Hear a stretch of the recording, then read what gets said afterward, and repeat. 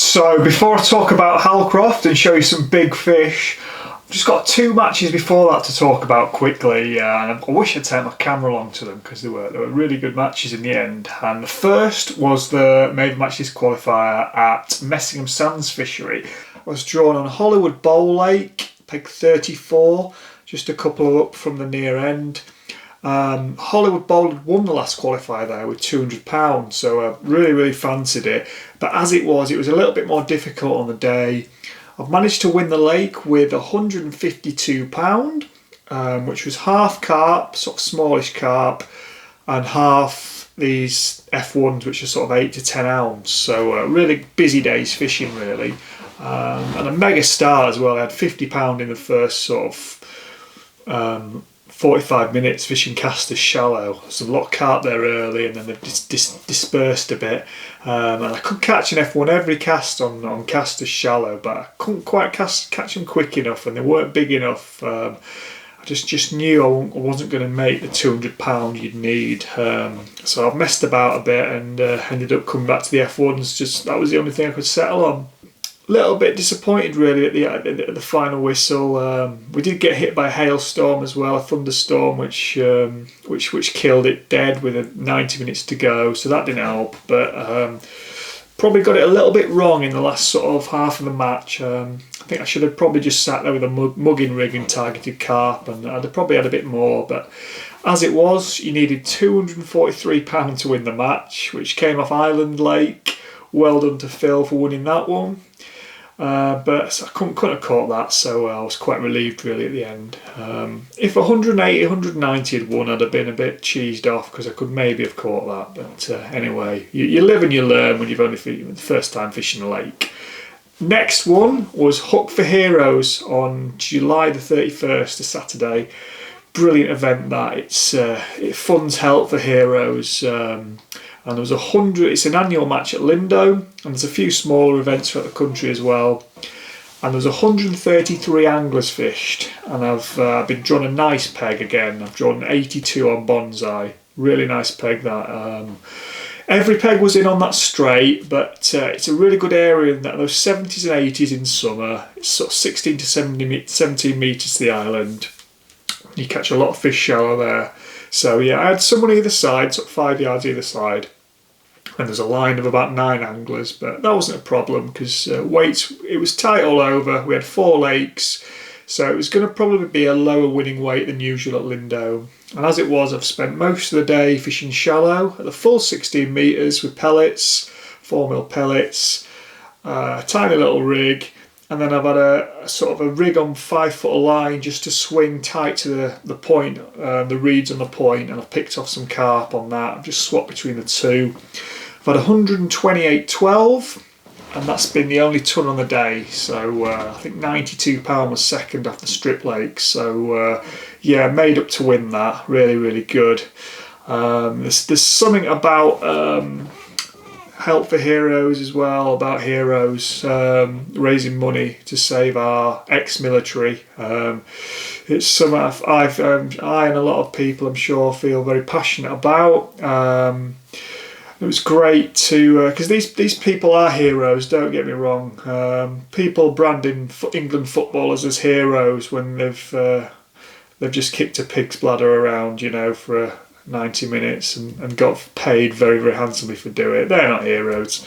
These guys who put their lives on the line for us over in the Far East, in the firing line, they're the real heroes. They are heroes. So it's great to meet a few of them. James in the picture, he lost a limb in Iraq in 2003.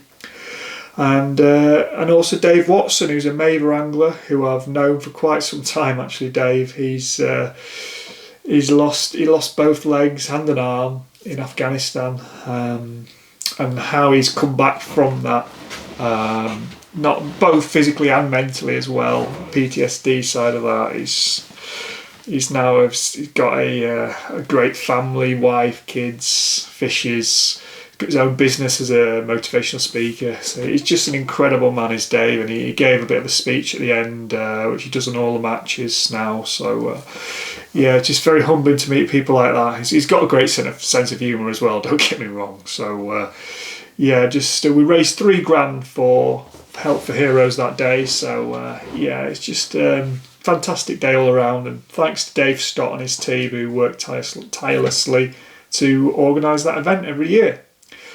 Now, moving on to, and just something as well I want to add is, it's just great as well to raise money for these veterans, because they don't get the support once they've left the military or they're out of action through no fault of their own.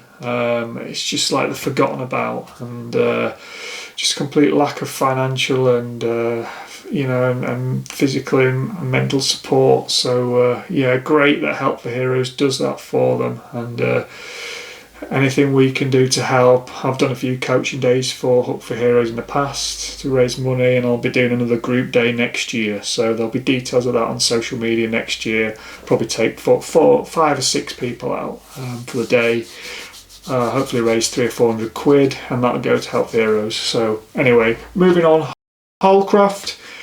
I've drawn peg 93 on Moat Outer. Moat's a massive lake, it's 180 pegs.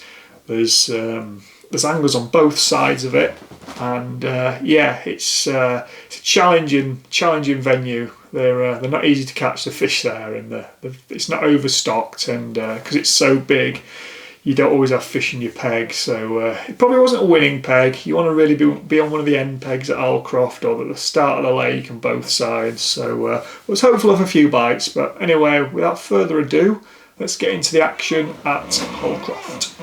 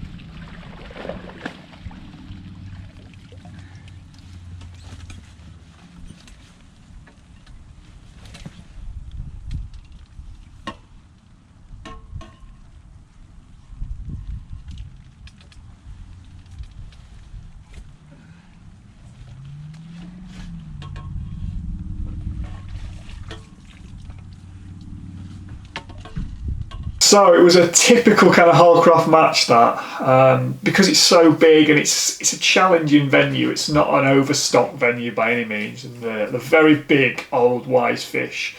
So they tend to cruise about during the day and then finally get their heads down in the last 2 hours. And unless you're on an absolute pile, you don't tend to catch until in the last few hours, and that's exactly what happened. There was just hardly any fish moving around my peg or my area at the start, and what fish were caught over the far side.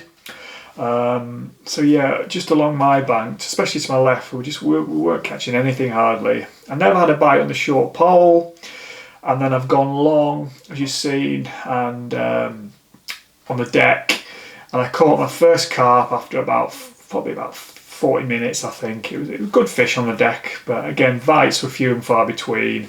Couldn't get a bite shallow. The wind was just making it really hard as well. It was sort of coming diagonally across me. It was a strong wind, and it's quite hard to hold the pole at times. I caught one on a bomb as well, randomly halfway through, ghosty, and apart from that, just had some skimmers, and that was just, they were catching it on the far side. I could see Jamie Hughes was sort of about 2 or 3 pegs down on the far side, and he was getting, him and Vic Neck, the other side of him, were catching really well shallow. But on our bank, just nothing was happening. And then typical Hallcroft, with sort of 2 hours to go, some fish started moving through the peg and started, topping and things, and I had a run of about 3 fish in 3 drops on a long pole, and one of them was that big fish you've seen on camera. It wasn't the biggest fish I caught that day. It was probably 13-14 pound. But it just shows as well the importance of, and what I teach as well on coaching a lot, is to, when you're bringing a big fish back on the pole, don't throw your whole pole back and break down the top kit, try and land it quick. But because a lot of the time they'll go off on a second run, and if you've only got your top kit and you can't get your full pole back on, it's more likely going to break you. So break down at sort of 2 or 3 sections of pole left, just put them behind you, then land the fish. And if that fish tries to do you in the edge or goes on another run, you can put them sections back on. And if I hadn't done that, I'm pretty sure that fish would have broke me. How it didn't break me, I'll never know. It was on our 18 up length, yellow 14-16 slick. I think if I'd have been on any other elastic, a normal hollow, you can see it was topping about 20 metres away. Any other elastic, it'd have broke me. So yeah, and then I again couldn't catch short. And then I'd say I've had 5 fish going into sort of the last 90 minutes, and I've come down my edges. Started just tapping in pellets, just been really negative. Last 2 times I fished Hallcroft, I've done ground bait, tighten the edges, and it's just not been right. And so I just decided to tap pellets in both sides in about 2.5 foot. And it's just worked a treat to start with, to be honest. I've just gone to the right and I've caught 2, and then I've gone to the left and I've caught 3. It's just a 6mm and an 8mm on the hook, I think. And the first fish I caught to the left was the biggest, but unfortunately my battery had gone, and because I was catching, I didn't change the battery. But I didn't get footage of that. But it was probably, that's the one in the picture on the thumbnail. Big old common. And we weighed it at the end. I thought it might be new PB actually. It was a big old fish, but it was quite hollow, and it went 16 pounds. So thought it was a bit bigger than that. But anyway, this is the top kit I used, and yeah, I was just hooking them fish, and they were just plodding gently out the peg, and that's because, and this is what I talked about in my slick video, which is I think it's had 30,000 views now. That it's it just. Having it slack like that, they don't feel it so much, and they just plod out the peg, and you can just guide them in then. Whereas if you have them really tight, really pingy, then if you hook them like that, it just jolts, and they don't like that, and they bolt off. So yeah, I always set my slick and all my other elastics slack really. Tighten them up at the other end, as long as you have that bead. If you have a bead on your elastic there, pull a bead on with a bit of line, you'll always be able to tighten up at that end, so it's not a problem.